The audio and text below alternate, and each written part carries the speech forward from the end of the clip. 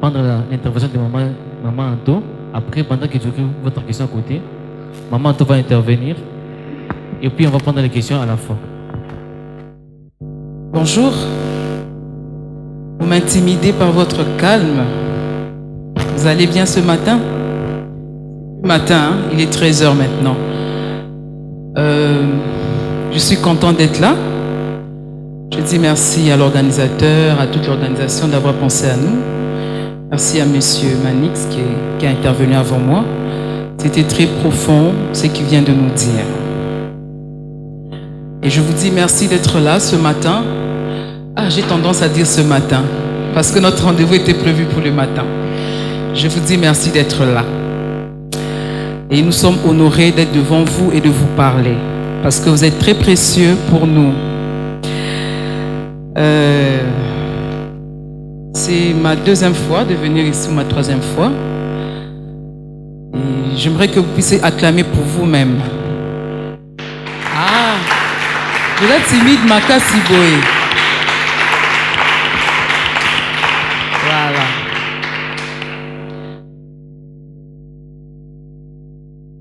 Dans ce grand thème, marque ta génération, il m'a été demandé de parler sur un sous-thème qui est les erreurs à éviter dans l'entrepreneuriat. Je ne serai pas très longue et je serai pratique. Et j'aimerais discuter, parler avec vous. Y a-t-il une personne qui a déjà une entreprise? Non. Une activité? Quand je dis entreprise, ça fait peur. Une activité? Oui, deux personnes seulement. 3, 4. Pardon?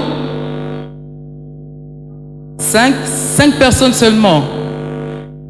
6? Seulement 6 personnes. Ok. Alors, nous allons travailler avec 6 personnes.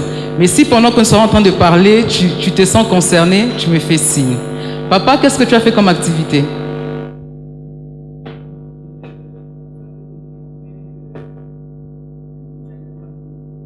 Il livre les aliments bio. Pondu? Ndunda? Pondu?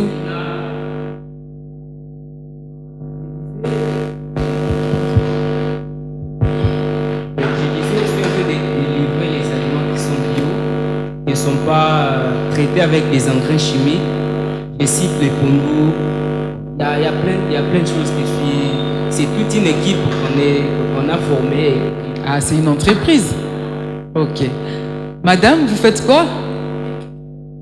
Le micro. Ok. S'il vous plaît, aidez-moi à lui donner le micro.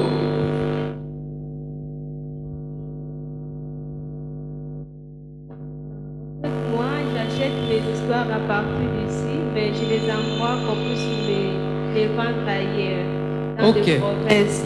Très bien. Et ça marche bien? Ça marche très bien là. Félicitations.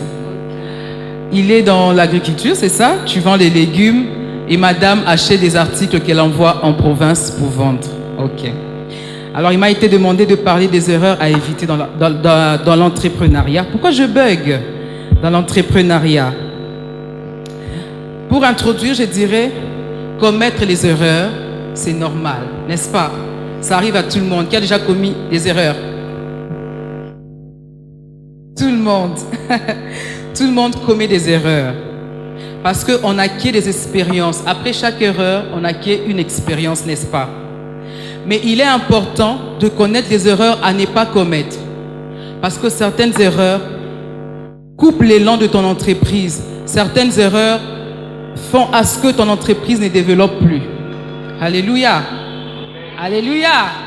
On est là. On est là. Je n'entends pas. On est là. Yes, on va continuer. Il y a certaines erreurs qui viennent couper l'élan de ton entreprise. Madame, elle vend ses articles, elle achète et elle envoie. Quand elle commet certaines erreurs, oui, elle peut avoir de l'expérience. Elle se dit, demain, je ferai autre chose et ça va marcher. Mais il y a des erreurs, quand ça arrive, ça te coupe. Ça te bouffe tout ton capital, n'est-ce pas? Et tu es par terre. Tu es découragé, tu ne sais plus avancer. Et les erreurs, il y a des erreurs, les entrepreneurs rencontrent tous les mêmes complications. Monsieur, il t'est arrivé de perdre ta marchandise? Oui. Madame aussi? Oui, bien sûr. Ah, toi, tu aimes bien le micro. Les entrepreneurs rencontrent les mêmes difficultés, peu importe les secteurs dans lesquels ils sont. Alors là, je vais passer directement à quelques erreurs à éviter. La liste, elle est longue, mais aujourd'hui, je m'arrête juste à 4 points. Les erreurs que nous devons éviter dans ce que nous faisons. Premièrement, il ne faut pas négliger les bilans personnels. Ici, je vais les prendre sur 2 volets. Les bilans de la personne, de l'entrepreneur, et de l'activité, le secteur dans lequel il veut travailler. Il est important de faire ces bilans pour déterminer les capacités que tu as. Madame a dit qu'elle vend elle achète des articles ici et elle les vend. Et en même temps, tu es étudiante. Tu es mariée, célibataire? Célibataire. Tu as un fiancé sûrement. Non. Oh, ok. Je prends bonne note. Elle est célibataire, elle achète des articles ici pour revendre. Elle doit peser les capacités qu'elle a, le temps qu'elle a pour aller chercher ses marchandises. Parce qu'elle n'arrive pas seulement au marché et puis elle achète directement. Elle doit faire le tour pour voir. Est-ce qu'elle a l'énergie? Elle a la force? Elle a le moyen nécessaire pour acheter ses marchandises? Et quand elle achète les marchandises, à qui je les envoie? Qui va m'aider à vendre là-bas? On va les vendre à combien? Ce sont les études que madame devra faire pour continuer dans son activité ou pour se lancer dans son activité. N'est-ce pas, madame? Et ces recherches ou cette étude va correspondre dans l'activité, par rapport à l'activité dans laquelle tu te lances. Monsieur est dans les légumes, il va s'asseoir. Regardez par rapport, est-ce que je suis malade? L'état de ma santé, est-ce qu'elle me permet de me lever très tôt matin pour aller, tu vas chercher tes légumes ou d'ailleurs, Wana, il ne va pas me donner mon vêtement avant, n'est-ce pas? Ça nous arrive tous. Je préfère aller acheter mon vêtement et les tailleurs ou les couturiers, il a la baisse parce qu'il y a maintenant une concurrence. Je vais aller acheter ma tenue prête à porter. Je ne vais pas aller chez ces tailleurs parce que la qualité de ces services n'est pas meilleure. Il va me faire marcher et non seulement il va me faire marcher, le jour que je vais aller pour mon essayage, mon vêtement ne sera pas bien confectionné. D'où, après avoir étudié sur la concurrence potentielle, tu vas améliorer la qualité de tes services. Et mon 4e point est, il faut choisir, éviter de choisir un mauvais associé. Ça, c'est très important. Je vais lancer mon activité où je travaille déjà dans un domaine bien défini et je me dis que je vais travailler avec une personne d'autre.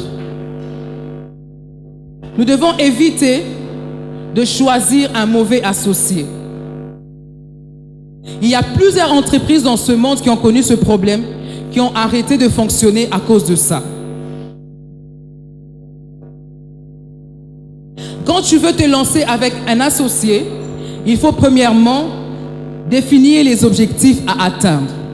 Parce que 2 personnes ne peuvent pas faire route ensemble sans s'être accordées. Nous devons avoir les mêmes objectifs. Et nous devons fixer la durée de notre partenariat.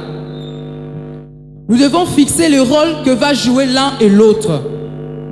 Nous devons fixer les horaires de travail. Et si je vais aller plus loin, penser en cas de décès de l'un ou de l'autre. C'est très fort ça. On n'y pense pas souvent.